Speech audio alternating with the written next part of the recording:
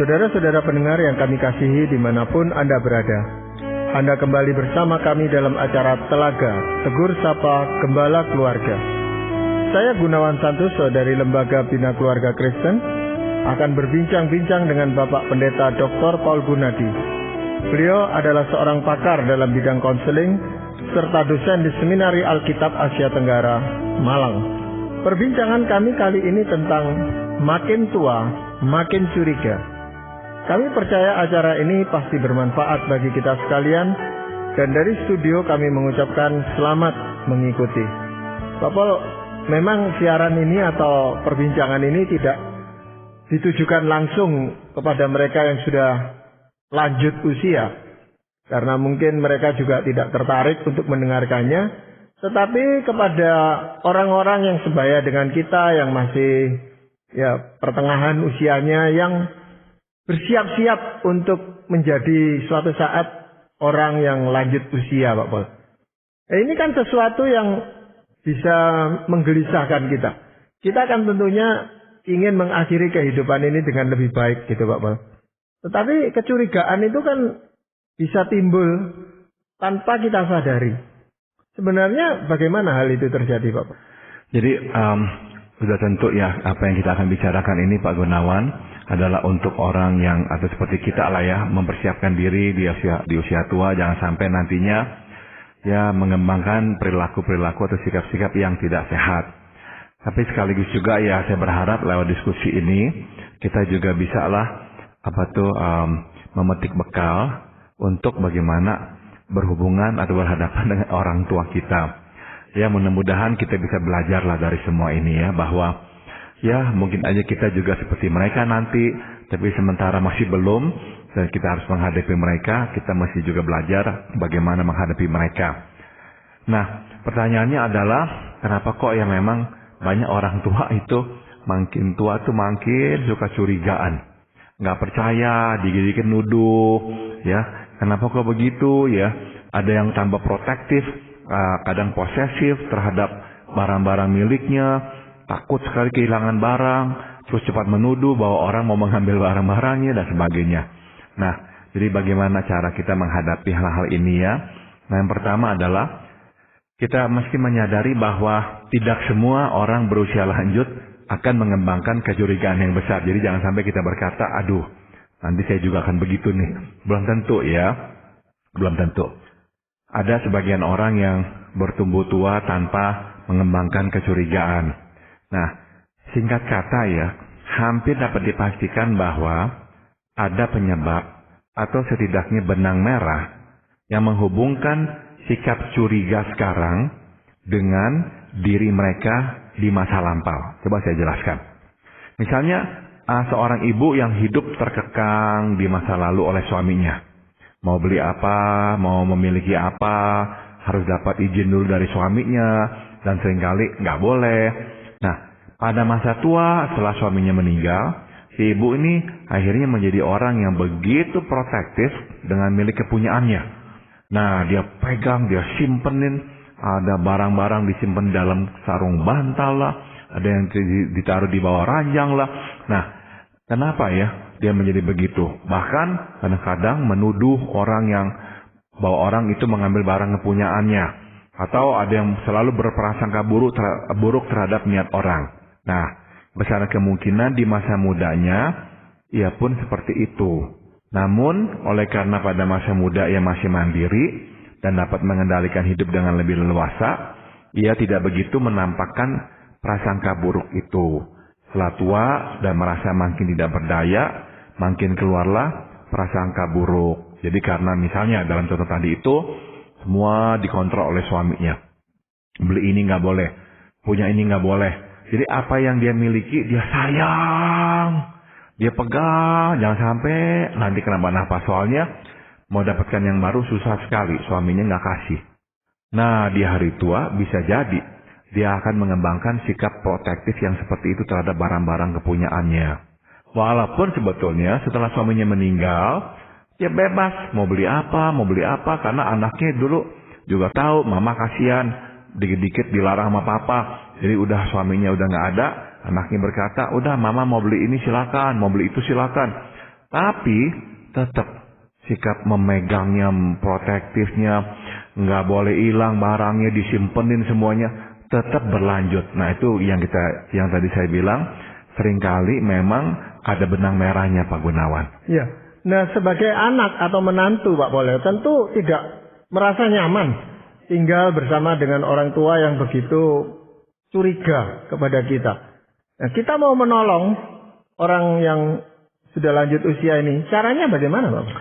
Nah memang kalau orang tua kita seperti itu ya, dia itu terus curiga-curigaan, yang memang kita harus lakukan adalah kita itu tuh jangan sampai ya memarah-marahinya atau apa, karena nggak bisa lah, dia nggak akan bisa mengerti ya kalau kita memarah-marahi seperti itu.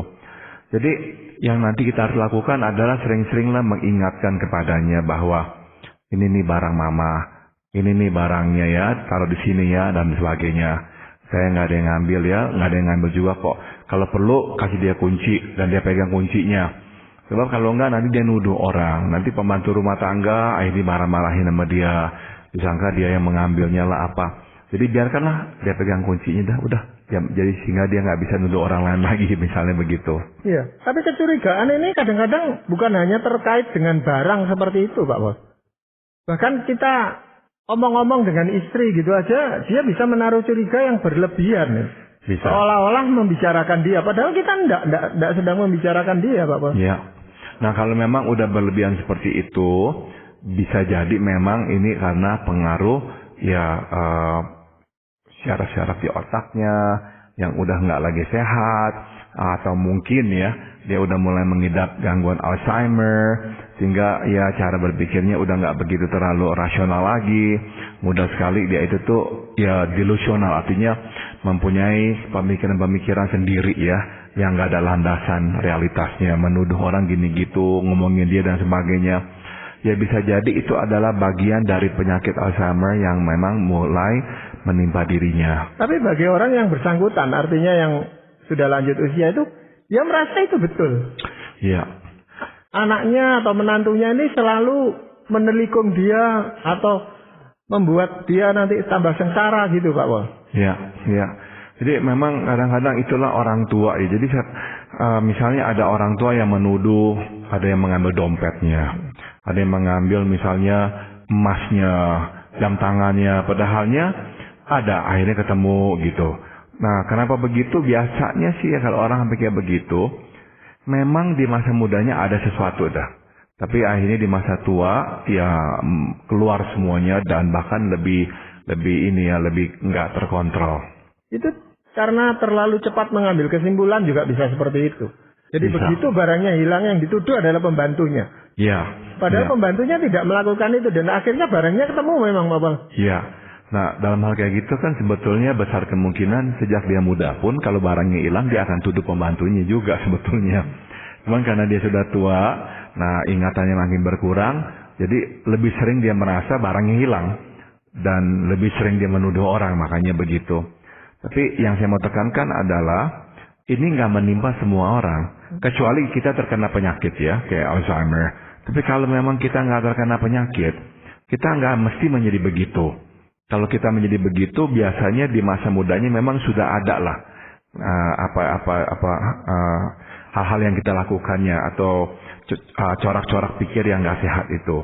Nah, hal lain yang menyebabkan orang tua ini tambah sering curiga apa, Bapak? Masa tua adalah masa hilangnya kemandirian dan juga hilangnya kendali atas hidup ya. Nah, tidak bisa tidak, makin tua kita akan harus makin bergantung pada orang untuk menolong kita.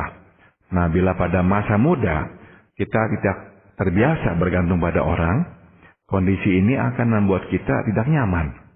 Itu sebabnya mudah sekali timbul kecurigaan atau prasangka buruk bahwa sebenarnya orang tidak suka direpotkan oleh kita. Pada akhirnya kita menjadi perasa. Kita peka dengan gerak-gerik orang. Oleh karena kita ingin memastikan bahwa kita tidak usah ditolak oleh orang. Nah perlahan-lahan sikap was-was ini berkembang dah menjadi kecurigaan bahwa memang orang nggak menyukai kita lah. Orang memang maunya kita itu keluar dari rumahnya lah. Tapi akhirnya pemikiran ini nih udah nggak terkendali. Jadi dikit-dikit kita misalnya ngomong sama anak kita, istrimu itu tuh maunya saya keluar dari rumah. Tahu dari mana? Habis ngomongnya begini. Padahalnya nggak ngomong apa-apa, nggak masalah apa-apa. Tapi tetap aja si orang tua beranggapan kayak begitu. Jadi banyak sekali memang sinyal-sinyal yang dianggapnya tuh sinyal untuk mengenyahkan dia. Sinyal untuk membuat dia keluar dari rumah. Karena kenapa? Dia mengganggu. Padahalnya belum tentu seperti itu. Jadi ya kita juga mesti sadar kalau kita tinggal dengan orang tua atau bersama dengan mertua kita, hati-hati dengan kata-kata seperti itu. Kecuali ini rumah dia sendiri. Kalau rumah kita dan mereka numpang di rumah kita, biasanya mereka peka sekali. Jangan sampai akhirnya kita itu tuh membuat mereka merasa ditolak. Dan itu sulit untuk dijelaskan secara rasional gitu Pak Bang ya. Jadi kalaupun kita menjelaskan itu secara baik-baik, itu kadang-kadang juga tidak diterima. Betul. Betul sekali. Jadi misalnya nih ya, hal-hal yang kecil seperti lupa nawarin makan misalnya deh ya. Kok nggak ditawarin makan? Oh, kamu memang nggak mau saya makan lagi di sini ya. Saya jadi beban buat kamu ya. Nah, orang tua bisa langsung menyimpulkannya seperti itu. Atau misalnya nggak diajak pergi. Nah, udah ada. Memang saya ini sekarang udah nggak ada suami. Saya ini udah jadi janda. Saya ini nggak ada harganya. Ya, makanya saya anaknya aja ditinggal. Nah, cepat sekali orang tua tuh menyimpulkan secara negatif hal-hal seperti itu. Meskipun kita coba berkata enggak begitu, enggak ada maksud begitu, tetap aja cenderung berpikiran seperti itu. Karena apa ya? Karena di usia tua kemandirian udah begitu berkurang, harus bergantung. Jadi memang rasanya enggak lagi dibutuhkan. Jadi peka sekali untuk rasanya itu nanti dibuang atau tidak lagi dihormati. Apakah ada faktor yang lain, Pak Bol? Yang lain adalah gini ya. Pada dasarnya perasaan yang mendasari kecurigaan kan ketakutan ya. Nah, jadi begini nih, mereka itu karena takut sekali. Nah, mereka mau menghilangkan rasa takut. Caranya bagaimana? Memastikan bahwa segalanya berjalan baik dan sesuai harapan. Nah, jadi akhirnya tuh makanya mau mengontrol, mau memaksakan, mau menjaga jangan sampai segalanya itu nggak berjalan sesuai dengan yang kita inginkan. Jadi orang tua tuh yang memang penuh kecurigaan sebetulnya orang yang penuh ketakutan. Karena penuh ketakutan mau memastikan semuanya berjalan dengan baik. Sebagai contoh lagi, ada orang tua yang kalau melihat menantunya ngomong dengan lawan jenis, waduh udah kelabakan. Bilang sama anaknya, suamimu itu tuh mau main gila sama orang lain. Ada hubungan tuh dengan perempuan lain di luar pernikahan. Aduh, suaminya sampai pusing-pusing berkata, aduh nggak ada begitu sekali. Tapi tetap aja mertuanya itu menuduh kayak begitu. Kenapa? Karena dia ingin memastikan semua berjalan baik. Jangan sampai ada apa-apa dengan keluarga anaknya. Jadi ketakutan bahwa sesuatu itu akan bisa menimpa ya, yang buruk itu akan bisa datang, membuat dia akhirnya tuh sangat curiga. Nah, itu sebabnya ya, bila pada dasarnya sekarang ini nih ya, kita adalah orang yang penuh ketakutan. Nah, pada masa tua, umumnya kita akan juga dikuasai oleh rasa takut. Yang paling umum, rasa takut terhadap apa, Pak? Kebanyakan memang rasa takut itu menyangkut kepada keselamatan ya, keamanan. Jadi misalnya ada orang jahat. Itu biasanya tuh yang pertama Jadi dikit-dikit kunci pintu. Aduh, sehingga kita juga kesel juga. Ini nggak apa-apa, buka aja pintu. Enggak, harus dikunci. Semua harus dikunci. Jendela harus dikunci. Nah, itu rasa aman mereka tuh seringkali memang tipis sekali. Yang kedua adalah biasanya ketakutan menyangkut kebutuhan jasmania. Takut nanti nggak ada makanan. Takut jatuh miskin. Harus simpen. Jangan buang-buang. Harus irit. Jadi biasanya tuh dua hal itu yang menjadi tema ketakutan mereka. Ya. Lalu kita yang lebih muda ini harus bertindak bagaimana gitu Pak Paul untuk mengatasi hal-hal seperti ini? Yang pertama adalah kita harus menyadari bahwa penjelasan rasional tidak memberi dampak berarti dah. Itu sebabnya jangan mencoba berdebat ya, meyakinkan orang tua bahwa kecurigaan mereka itu sebetulnya nggak berlandasan lah apalah. Ya memang nggak bisa kok. Jangan berkata kamu mama keliru, papa keliru, apa-apa. Besar kemungkinan ya mereka akan terus bertahan pada pandangan semula. Di kadang-kadang ya udah diamin aja dah. Jangan terlalu dipusingin ya. Jangan terlalu diambil hati. Udah diamin aja dah. Tapi kan kadarnya makin lama makin bertambah besar gitu Pak Paul, kecurigaan itu. Iya, tapi yang penting jangan diladeni. Memang ini bisa menimbulkan masalah Pak Gunawan. Saya mengenal sebuah keluarga di mana ibunya itu, maksudnya ibu mertuanya, memang dari dulu nggak suka dengan si menantu. Dari dulu nggak suka dengan si menantu. Nah di hari tua nggak sukanya menjadi jadi. Sehingga tuh akhirnya tuh menuduh segala macam. Hilang apalah semua salah menantunya. Akhirnya menantunya nggak tahan bener-bener. Ya jadi seperti Pak Gunawan tadi katakan, ya mungkin kalau kadarnya masih rendah ya masih bisa ditahan. Tapi kalau kadarnya menjadi jadi, nggak kurang, makin bertambah, ya memang berat sekali. Tapi kalau bisa ya udah jangan diambil hati, jangan terlalu sering-sering ketemu. Kalau misalnya kita dikit-dikit dituduh ambil barangnya atau apa, jadi jangan sampai sering-sering ketemu dah gitu. Ya kalau anaknya banyak, ada beberapa anak itu masih bisa dipindahkan ke sana ke sini Pak Paul. Kalau anaknya hanya kita itu kan mau tidak mau kita yang harus menanggung itu semua. Atau anaknya banyak tapi dia sukanya tinggal sama kita. Itu juga sama repotnya. Jadinya akhirnya ya kadang-kadang kita mesti lihat ya, kalau misalnya nih pasangan kita akhirnya udah nggak tahan lagi dan kita akhirnya ribut sama orang rumah, sama pasangan kita atau anak-anak gara-gara orang tua kita, mungkin pada akhirnya harus dipikirkan jalan yang lain untuk bisa ya menampungnya. Tapi kalau masih bisa minta pengertian dari pasangan kita, udah jangan diambil hati, udah diamin atau apa, ya mendingan dah. Tapi ya memang kalau udah kena penyakit, apalagi Pak Gunawan, seperti Alzheimer, wah itu lain lagi ceritanya Pak Gunawan. Benar-benar itu saya udah melihat dia sangat menyusahkan. Sebab dia bisa menuduh dan dia bisa nanti buat teriak-teriak lagi, dia pikir apalah. Nah orang kan bisa pikir, aduh ini orang tua diapain nih, disiksa kali sampai berteriak-teriak. Padahalnya nggak ada yang nyiksa, nggak ada yang apa, cuman dia bisa misalnya histeris loh, dia pikir ini menantunya mau apain dia loh, bisa dia berteriak-teriak ketakutan. Jadi kadang-kadang ya kalau udah sampai ada penyakit kayak begitu memang susah sekali.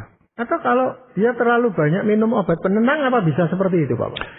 Setahu saya Alzheimer bukan disebabkan oleh obat penenang Pak Gunawan ya. Jadi memang yang dapat dipastikan adalah banyaknya protein di otak. Itu yang dapat dipastikan sebagai penyebab Alzheimer. Tapi kenapa kok bisa banyak atau menumpuknya protein di otak? Itu yang sampai sekarang nggak bisa diketahui juga penyebabnya. Jadi sampai sekarang memang belum ada obatnya untuk penyakit seperti Alzheimer itu. Tapi salah satu cirinya adalah itu Pak Gunawan. Kadang-kadang itu ya melontarkan tuduhan-tuduhan yang enggak rasional sama sekali. Ya. Hal lain yang bisa kita lakukan apa Pak Bob? Sebaiknya kita membiarkannya mengatur milik kepunyaannya sesuai seleranya. Dan sedapatnya hindarilah godaan untuk memindahkan atau meminjam barang kepunyaannya.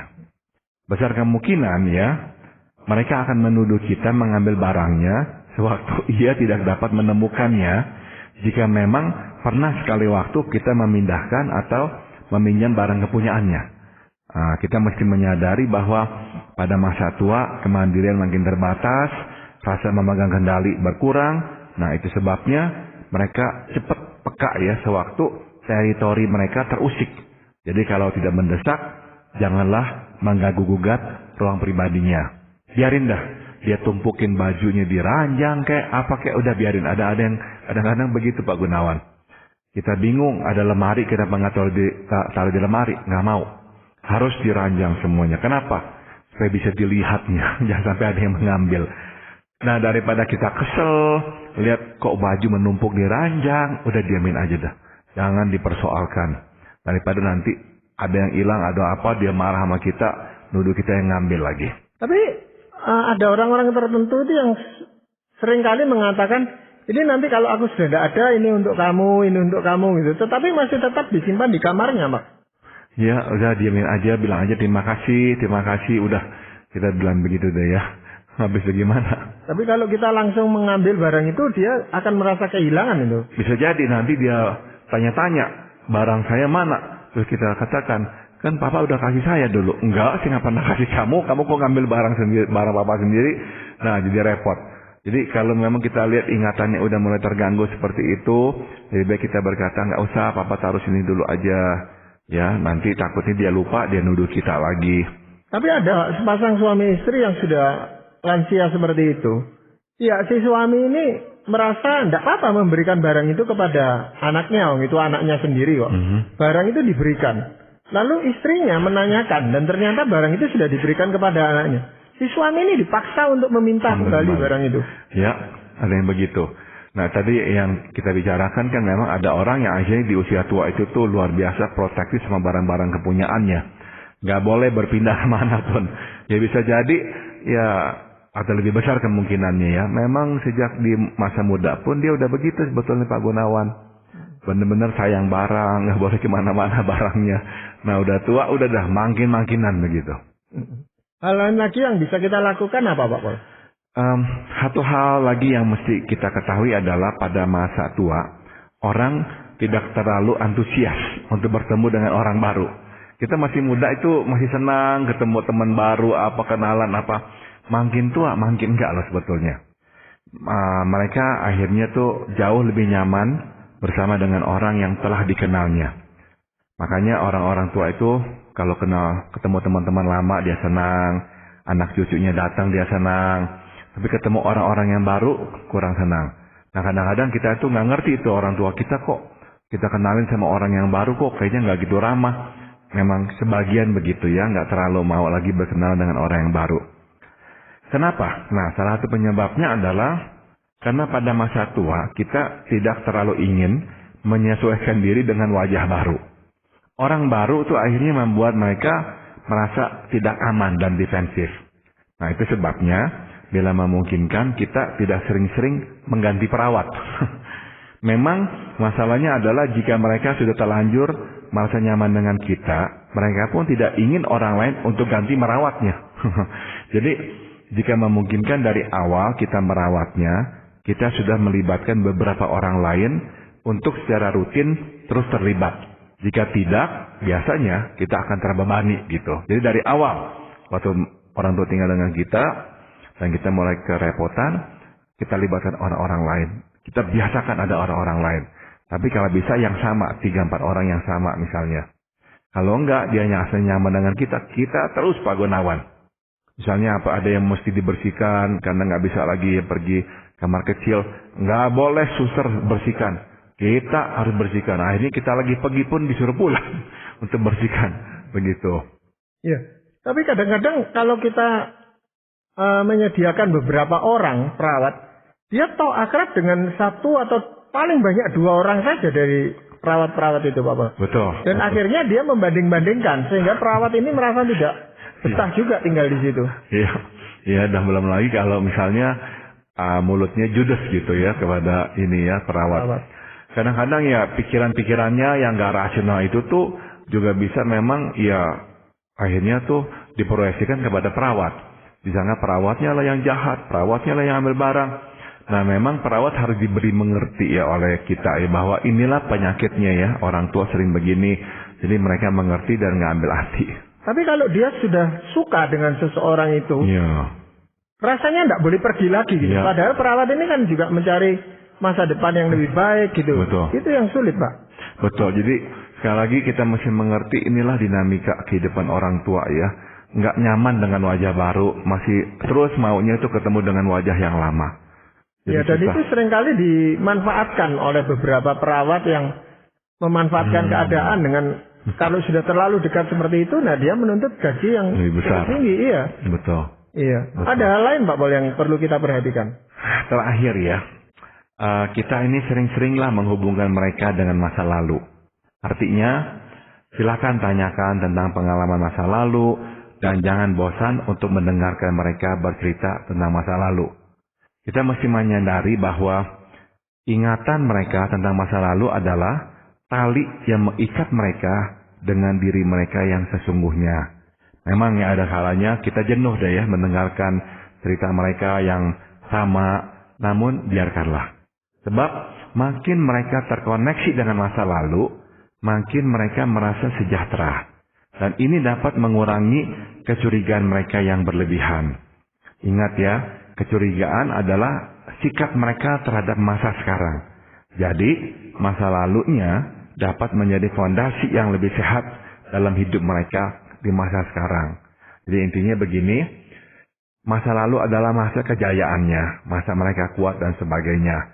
Biarkan mereka ngomong, ingat-ingat masa lalu. Supaya apa? Masa lalu itu menjadi kekuatan buat mereka. Sebab kalau mereka hanya lihat masa sekarang, mereka udah begitu lemah dan terbatas, bisa tambah depresi. Jadi itu sebabnya orang tua juga sering ngomong-ngomong masa lalu ya. Karena kenapa? Memberikan mereka kekuatan. Kadang-kadang cerita lucu, geli, cerita yang sama. Nah kita udah dengar 20 kali, gimana mau ketawa ya? Udah nggak lucu lagi, tapi dia ketawa lagi, dia geli lagi. Biarkan karena itu memberi mereka kekuatan menghadapi masa sekarang. Ya, Pak Paul, dalam hal ini apakah ada ayat firman Tuhan yang ingin Pak Paul sampaikan? Mazmur 102 ayat 28 dan 29 berkata, "Tetapi engkau tetap sama, dan tahun-tahunmu tidak berkesudahan. Anak-anak hambamu akan diam dengan tentram, dan anak cucu mereka akan tetap ada di hadapanmu." Betul ya, Tuhan tetap sama.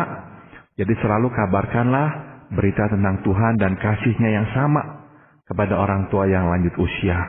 Jadi inilah satu-satunya yang dapat memegang mereka, yaitu Tuhan. Tuhan di masa muda dan Tuhan di masa tua adalah Tuhan yang sama. Kasih setianya untuk selama-lamanya. Jadi biarlah kita dorong orang tua untuk bergantung kepada kasih setia Tuhan yang selama-lamanya dan tak pernah berubah. Ya, terima kasih Pak Paul untuk perbincangan ini. Para pendengar sekalian, kami mengucapkan banyak terima kasih Anda telah mengikuti perbincangan kami dengan Bapak Pendeta Dr. Paul Gunadi dalam acara